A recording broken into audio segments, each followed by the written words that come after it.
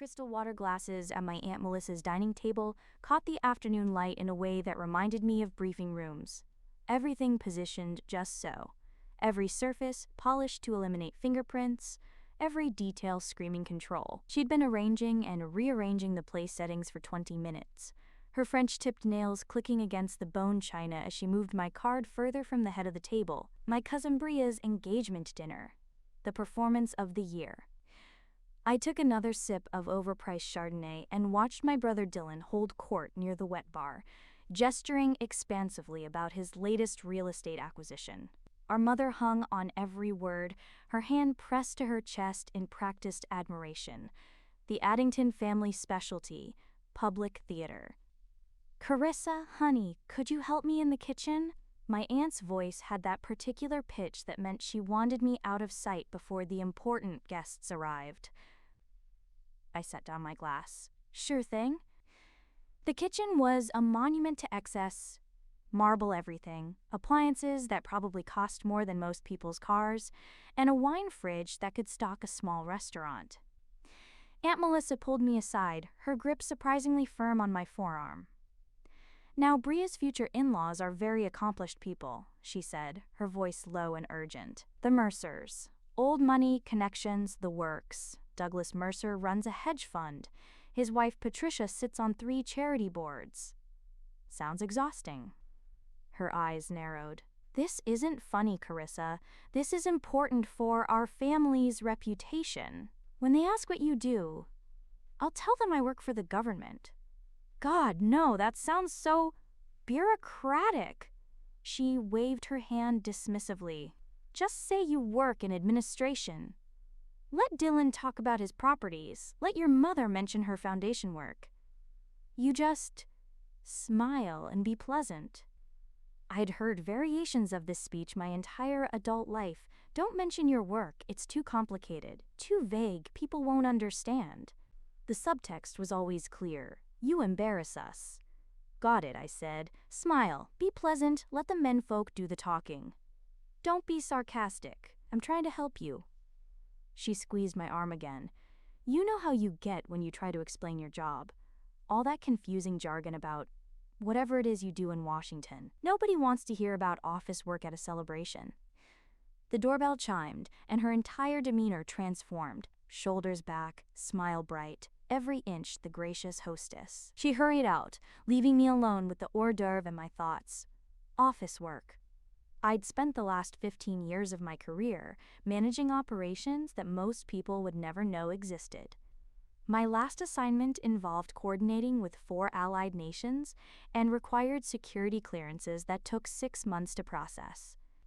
I'd briefed senators, negotiated with foreign military attachés, and made decisions that appeared in classified briefings 3 levels above my aunt's comprehension.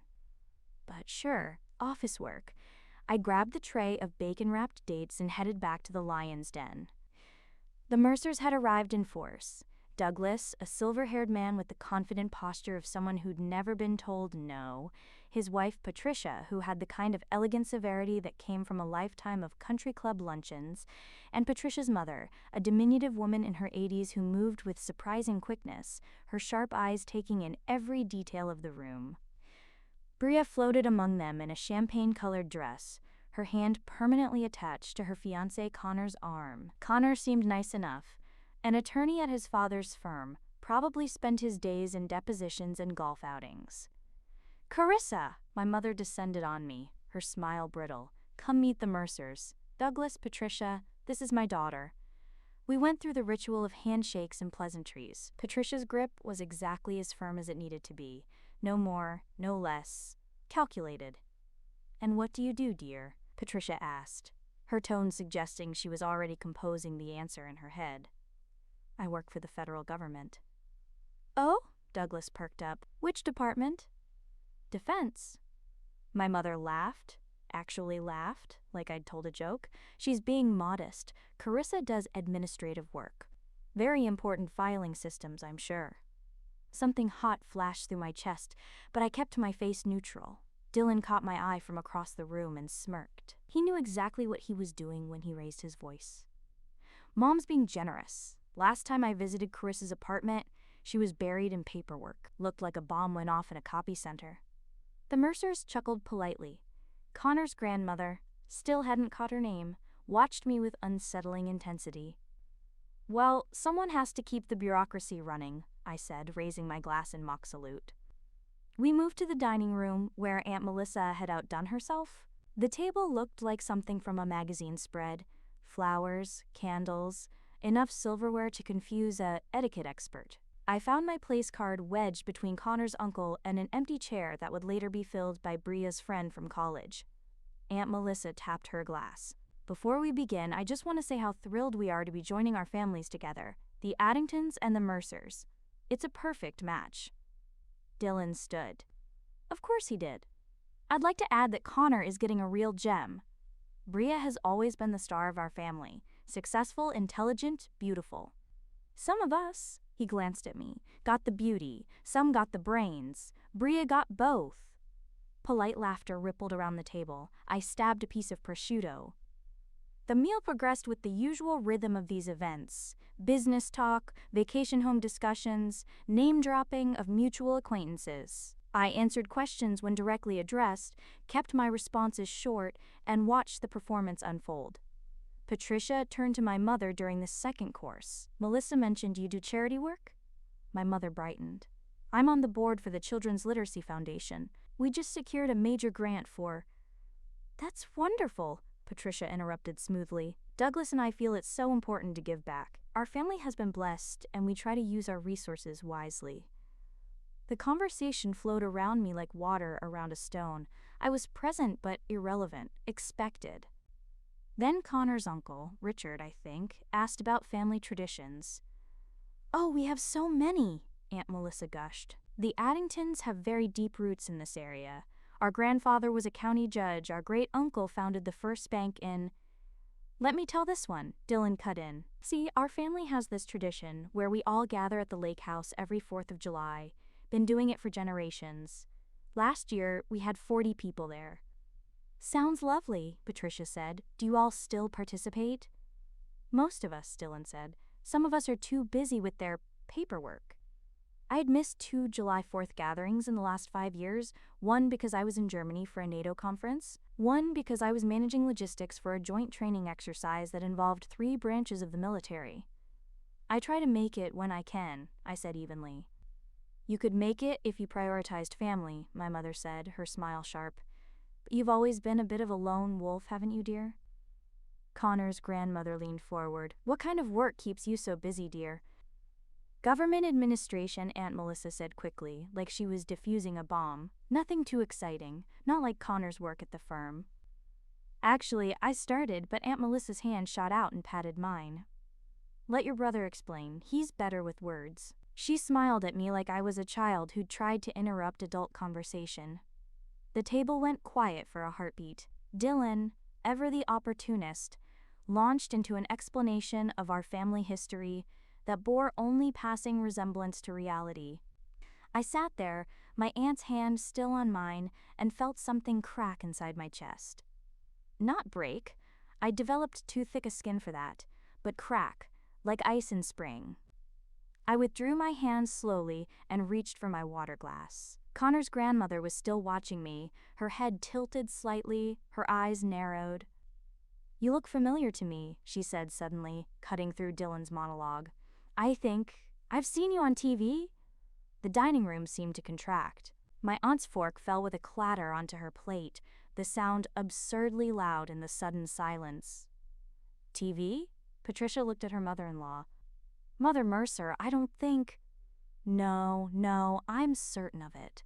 The elderly woman pointed at me, her finger surprisingly steady. Last month, that ceremony at the Air Force Memorial. They were promoting several officers. You were there. I remember because they made such a fuss about you being one of the youngest. Quote, Dylan's face went pale. My mother's mouth opened and closed silently. Douglas Mercer pulled out his phone, his fingers moving quickly. Air Force Memorial, promotion ceremony. His eyes widened. Christ, here it is. Colonel Carissa Addington, promoted to Brigadier General, youngest woman to achieve rank in Air Combat Command history. He turned the phone around. There I was in my dress blues, standing at attention, one star gleaming on my shoulder. Patricia leaned over to look, her perfect composure finally cracking. But you said administrative work. I do administrative work, I said calmly. I administer 1,500 personnel across 3 bases. I administrate training protocols for combat pilots. I file paperwork with the Joint Chiefs. Connor's grandmother smiled, actually smiled. I knew I recognized you. My late husband was Air Force, retired colonel. I'd know those insignia anywhere. Aunt Melissa had gone white. You never said. You never asked, I replied. You told me not to bore people with confusing jargon about my office work. Dylan gripped his wine glass so hard I thought it might shatter. A general? Brigadier General? I corrected. 1 star. I've got a ways to go before I catch up to the Joint Chiefs. My mother made a small sound, something between a gasp and a whimper. You let us. Aunt Melissa couldn't seem to finish the sentence. Let you what? I met her eyes. Let you assume? Let you explain my life to strangers? Let you pat my hand and tell me to be quiet? Patricia recovered first, her breathing kicking in. Well, this is quite unexpected. Congratulations on your promotion, General Addington. Colonel is fine for informal settings, I said. The star is still new. Douglas laughed, a genuine bark of surprise. And here we were, going on about hedge funds and charity boards. You command combat operations. Among other things. Connor's grandmother raised her glass. To the General, may she continue to tolerate her family with grace. I raised my glass back. I appreciate the vote of confidence, ma'am. The rest of the dinner passed in a blur of recalibrated dynamics. Patricia and Douglas asked genuine questions about my work. What I could discuss anyway. Connor's grandmother regaled us with stories of her husband's service. Dylan excused himself early, claiming a headache. My mother sat frozen, occasionally glancing at me like I'd grown a second head. Aunt Melissa didn't say another word to me. As people began to leave, Bria pulled me aside in the foyer. Her eyes were wet. Why didn't you tell me? Would it have mattered? She flinched. That's not fair. Isn't it? I kept my voice gentle. Bria, you've been my cousin my entire life. You never once asked about my career. Not really. You asked if I was, still in the military, like it was a phase I'd grow out of. I didn't realize. No one did. I touched her arm. Congratulations on your engagement. Connor seems like a good guy. His grandmother is a badass. She laughed wetly. She really is. I hugged her and headed for the door. My mother caught me on the front steps. Carissa, wait. I turned. She looked smaller somehow, diminished. Why didn't you tell us? I did tell you, I said. I told you every time I came home. You just didn't listen. You heard, military and Washington, and decided it wasn't impressive enough. Not like Dylan's properties or your foundation work. That's not true. Mom. I waited until she met my eyes. I briefed the Secretary of Defense last month. I have security clearances that required background checks on everyone I've known for 20 years. I command operations that I can't discuss at dinner parties. And for 15 years, you've introduced me as your daughter who does administrative work, because you were embarrassed that you couldn't explain my job at your book club. She opened her mouth, closed it. I didn't know. You didn't want to know. I kissed her cheek. I love you. But I'm done making myself smaller so you can feel comfortable. I walked to my car, a practical sedan that I'd bought because it was reliable and inconspicuous. My phone buzzed with a message from my aide. Flight's ready when you are, General. Wheels up at 2,100. I had a conference in Brussels in 36 hours. A meeting with NATO commanders to discuss air defense protocols. Real work, important work. Work that didn't require anyone's permission or approval. I drove away from my aunt's perfect house with its perfect dinner and its shattered assumptions, and I didn't look back. 3 weeks later, I received a card in the mail. My mother's handwriting. I've been thinking about what you said. I'm sorry I never saw you, really saw you. I'm trying to understand now. Would you come to dinner next month? Just us. I want to hear about your work. really hear it. Mom. I put the card on my refrigerator, next to my promotion orders, and a photo of my combat wing at Nellis. Maybe some traditions were worth keeping. Maybe some were worth rebuilding. But I'd never again sit quietly while someone patted my hand and told me to let my brother speak. That tradition could stay shattered.